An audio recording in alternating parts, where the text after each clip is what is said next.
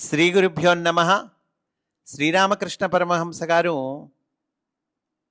ఎంతో గొప్ప ఆధ్యాత్మిక విషయాన్ని చిన్ని కథల ద్వారా మనకు ప్రసాదించారు. అటువంటి ఒక కథను ఈరోజు చెప్పుకుందాం. శ్రీరామకృష్ణులు తమ గదిలో కూర్చొని కేదారు, ప్రాణకృష్ణుడు, మహేంద్రనాథ గుప్తా, నరేంద్రుడు మొదలైన చాలామంది భక్తులతో సంభాషిస్తున్నారు. ఆయన నరేంద్రుడి గురించి మాట్లాడసాగారు. నరేంద్రుడు నిత్యముక్తుల తరగతికి చెందినవాడు. కొద్దిగా వయస్సు రాగానే అటువంటి వారి హృదయాలలో దివ్య చైతన్యం మేలుకొని వారు నేరుగా భగవంతుని వైపుకు వెళ్ళిపోతారు. అంటే ఇక్కడ నరేంద్రుడు అంటే ఆ తర్వాత ఆయన వివేకానంద స్వామి అండి. ఇతరులకు బోధించటానికే వాళ్ళు ప్రపంచంలోకి వస్తారు. ఈ ప్రపంచంలో దేనిని వాళ్ళు పట్టించుకోరు. వాళ్లకు కామినీ కాంచనాల పట్ల ఏ విధమైన ఆసక్తి ఉండదు. ఒక కథ చెబుతాను వినండి. వేదాలలో హోమపక్షి గురించి చెప్పబడి ఉంది. అది ఆకాశంలో ఎంతో ఎత్తులో ఎగురుతూ జీవిస్తుంది.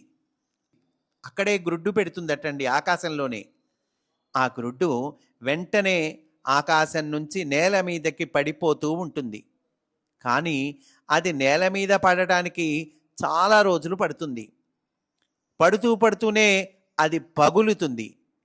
పిల్ల బయటకు వస్తుంది. దాని కళ్ళు తెరుచుకుంటాయి, రెక్కలు పెరుగుతాయి. కళ్ళు తెరుస్తూనే తాను భూమి మీద పడిపోతున్నానని, పడితే నేలకు కొట్టుకొని చనిపోతానని అది తెలుసుకుంటుంది.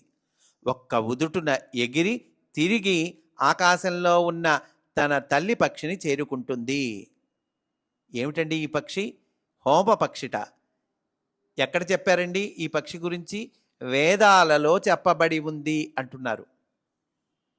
ఈ పక్షి ఎలా అయితే ఉన్నదో, నిత్యముక్తులైన వాళ్ళు ప్రాపంచిక బంధాల వలన కలిగే ప్రమాదాన్ని తెలుసుకుంటారు. బాల్యం నుంచే వాళ్ళు ప్రపంచాన్ని చూసి అసహ్యించుకుంటారు, భయపడతారు. అంటే అసహ్యించుకుంటారు అంటే ఇక్కడ అర్థం భయపడతారండి.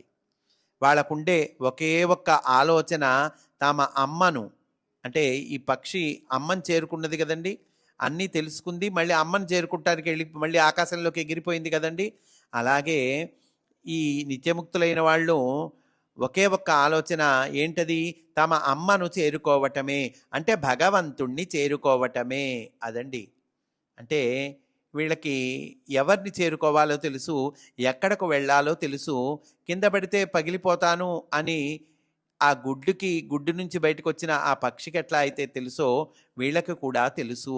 వీళ్ళు నిత్యముక్తులైన వాళ్ళు అని మనకి చక్కగా ఈ కథలో తెలియచేశారండి. స్వస్తి. వాసుదేవ.